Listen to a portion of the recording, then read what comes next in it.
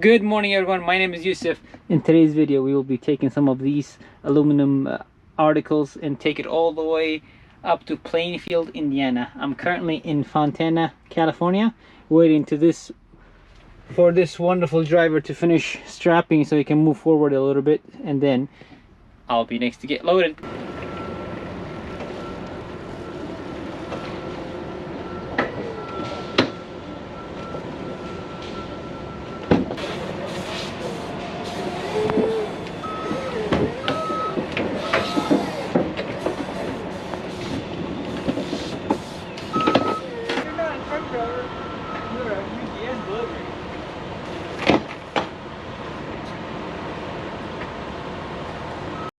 Ladies and gentlemen, this is what we have. 6 bundles laying on top of each other over here, and God knows how many bundles over there. I went ahead and belly strapped them. 2 straps on the top, 4 or 5 bundles. 2 straps on top, 4 or 5 bundles, and then 4 on the very top.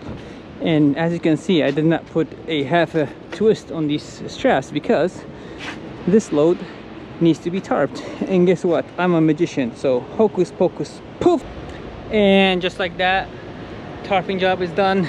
I have officially declared this tarping job to be the crappiest one I have done so far, because it's just an uneven load and I could not tarp it perfectly as perfectly as I wanted, but it is still good. I think it's not gonna fly off anywhere.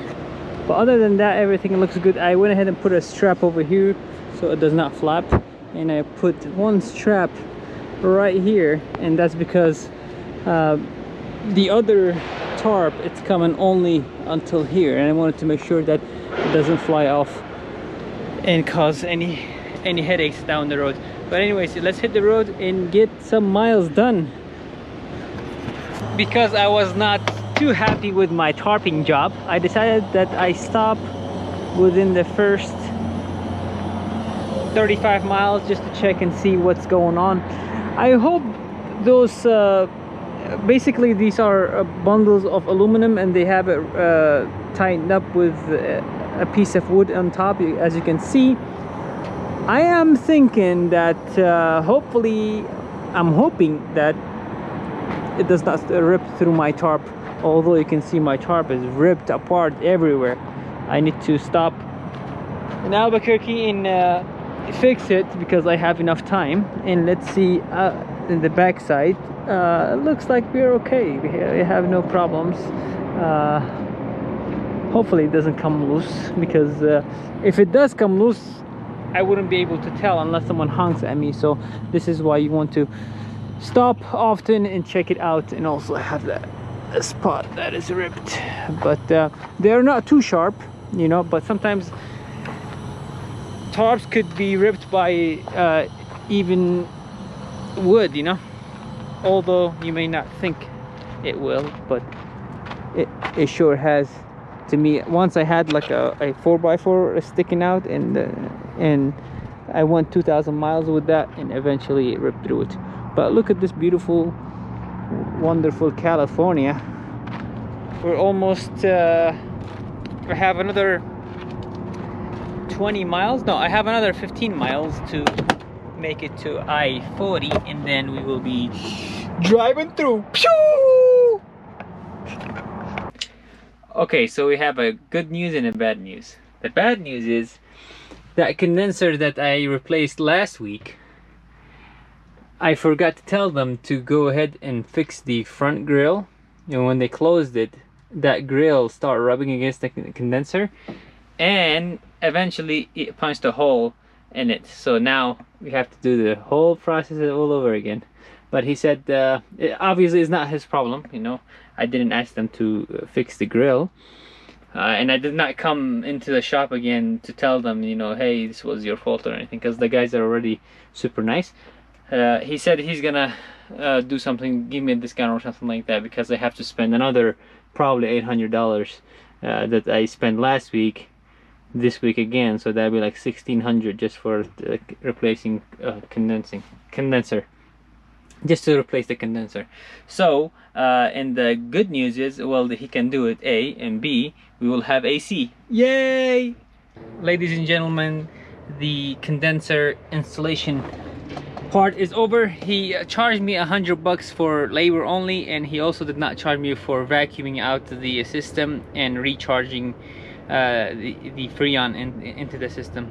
And I told him, you know, you don't have to go out of your way. If this is gonna hurt your business, don't do it. But he said, yeah, it's all good, you've been a customer for a while. So he went out of his way and did that for me. But anyways, I'm at the yard.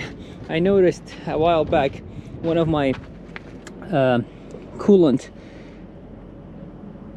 spilled in here, because like I had so many gallons of coolant inside, and after a while it starts rubbing against the winches and all the other sharp objects I have, so it spilled all over the place.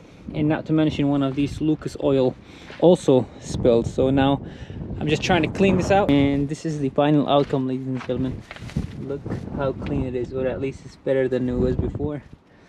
I think I'm gonna get rid of all these coolants because it's just mess to put it back in there, and I might have to just clean the ratchet straps and put it back, and everything else will go to the trash.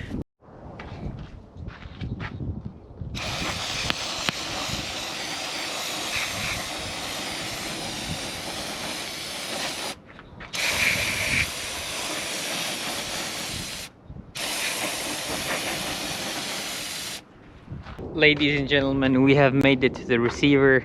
Now this is where I am not 100% sure what to do.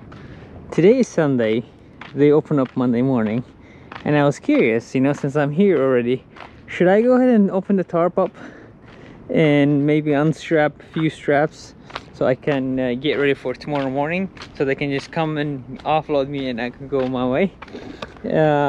The materials are not like they have laid it out over here, so I don't think they care if it gets water on it, because it is just aluminum. But they asked me to tarp it, and I think that's because they don't want any snow or salt or dirt to be on it, I guess. But here's the question: if I do open it, would they mind? Would they do a cargo damage claim or something like that on the freight? I have no idea, to be honest. But I think I'm gonna take a chance, untarp it, and get ready, because I already took a video of it, and they know that I have gotten here with the tarps on it, so they don't say, hey, by the way, you didn't tarp the load. So let's go ahead and untarp this and unstrap few strap and see.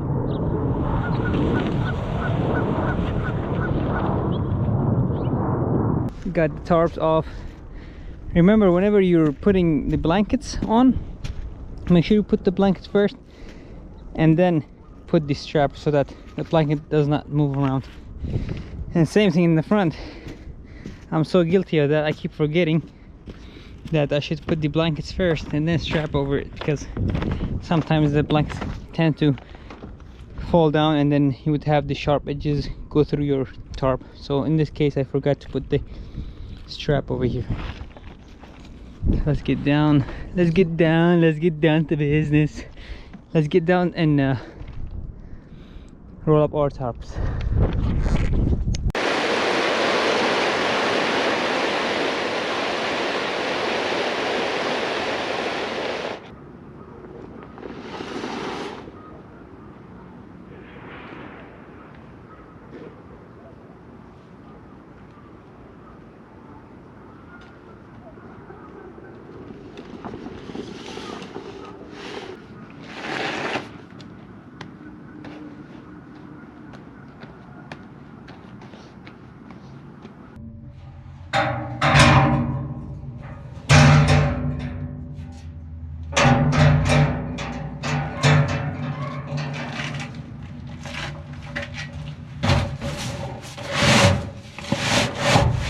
Unstrapping is done. I left 2 straps on each bundle. That way if I move, I don't have to worry about stuff falling off my trailer. I was organizing, and this is what I decided to do. I will leave my bungees here from now on. Hopefully they don't go anywhere. I have it secured with one bungee over here and they're hanging on the other bungee. I see other truckers do the same, so I'm just being a copycat right now. I need to organize this toolbox, and after I get offloaded tomorrow I need to change maybe this tire right here. You see it's wearing out funny, so I may have to change both of them. That way I don't have to worry about changing this next week or so, you know, because this is almost gone as well. So good morning, it's currently 7 a.m. Monday morning. The rate confirmation said that they start offloading at 8 a.m.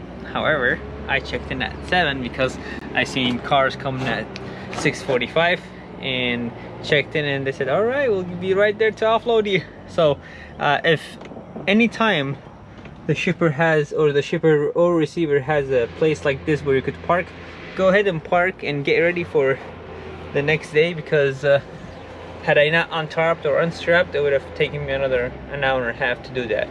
But I saved it. I saved that time by doing it yesterday, and now I just need to wait for them, maybe 10 more minutes or so, maybe 5 more minutes, for that guy to offload me and get my way and go pick up the next load. But anyways, thank you very much for watching me till the end. I'll see you guys in the next one. Bye.